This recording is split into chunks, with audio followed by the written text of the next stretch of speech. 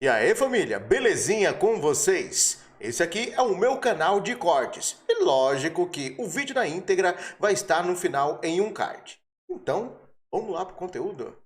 Bom, acredito que todo mundo aí conheça o pastor Guilherme de Pádua e também a sua reputação.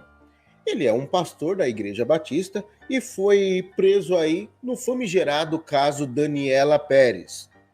Inclusive, esse caso, lá no meu canal secundário, canal Vai Vendo, quando eu estava abordando casos, eu fiz questão de trazer ele. E diga-se de passagem que foi o último vídeo sobre casos policiais que eu trouxe. Bom, quem quiser depois eu vou deixar o card no final aqui para quem quiser acompanhar como que foi o desenrolar da história e tudo, mas eu vou dar uma leve pincelada no assunto aí para relembrar o que aconteceu. Apesar de que eu não assisti a série no HBO Max, mas traz a versão da acusação e segundo o que ele diz, né? É somente a versão da acusação e é uma versão, digamos que totalmente parcial.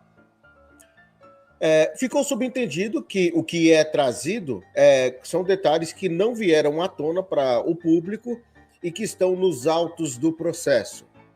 Bom, vou comentar aqui o caso, o que aconteceu, relembrar alguns pequenos detalhes e depois eu vou externar minha opinião sobre a fala do pastor.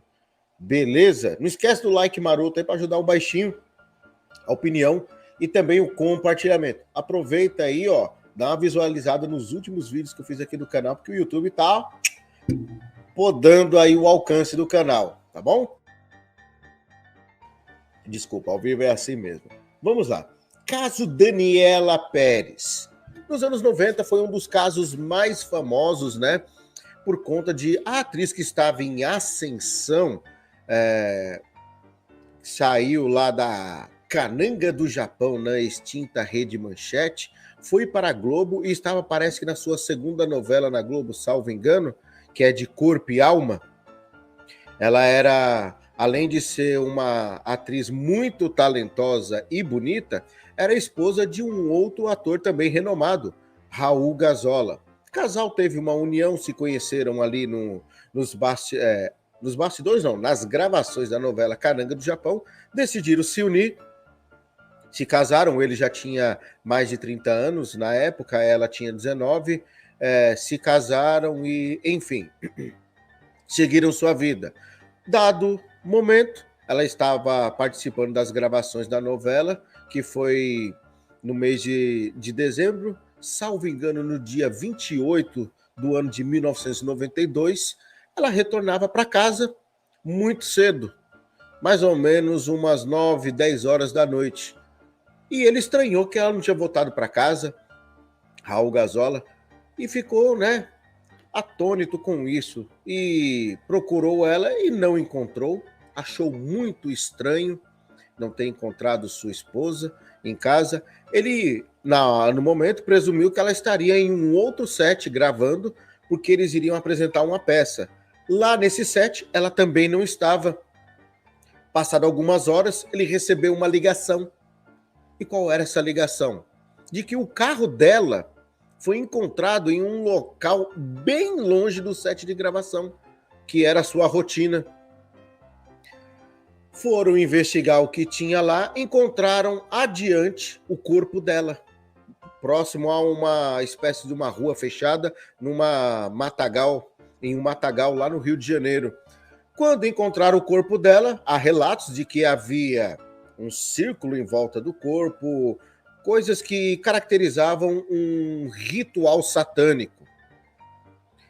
Chegaram até lá graças a uma denúncia. Essa denúncia foi de um advogado que estava de férias e foi visitar sua filha, que era ali perto. Achou estranho 2 carros estarem parados. O Escort, que era o veículo dela, e, salvo engano, era um Santana, o outro veículo. E ele anotou a placa dos 2 carros. Só que a placa estava adulterada. E foram ver as características do carro.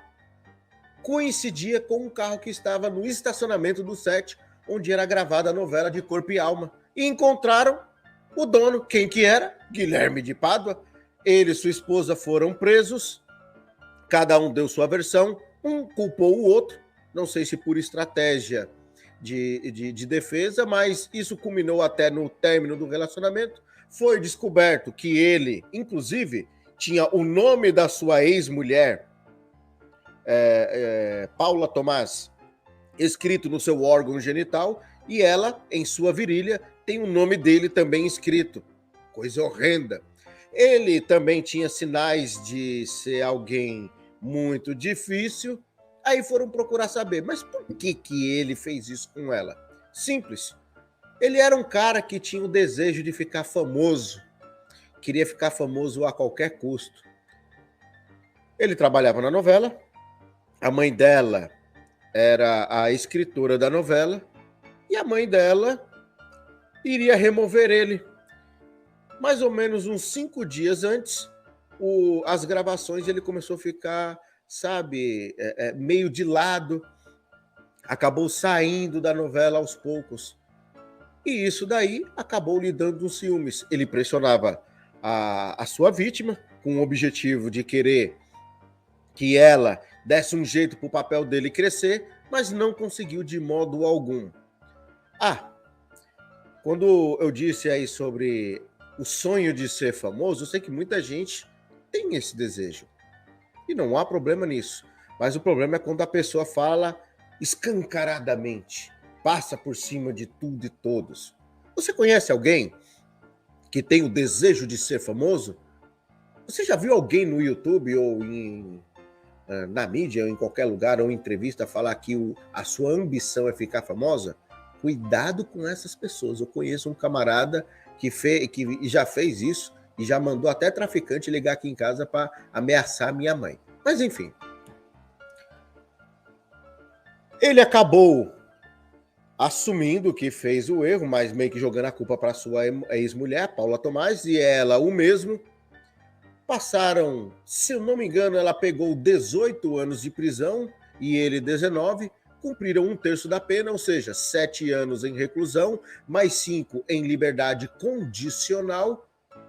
E atualmente ele se divorciou dela, casou novamente, divorciou da segunda, parece que é a terceira esposa que ele está casado agora.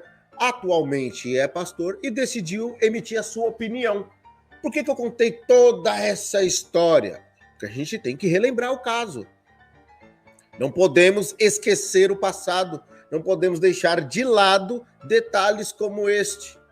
Aí, agora que ele já está, digamos que com uma nova imagem de pastor, cumpriu a sua pena e está livre, leve e solto, não deve mais nada à justiça, está repudiando a versão que está sendo mostrada. Segundo ele, é parcial e é da acusação.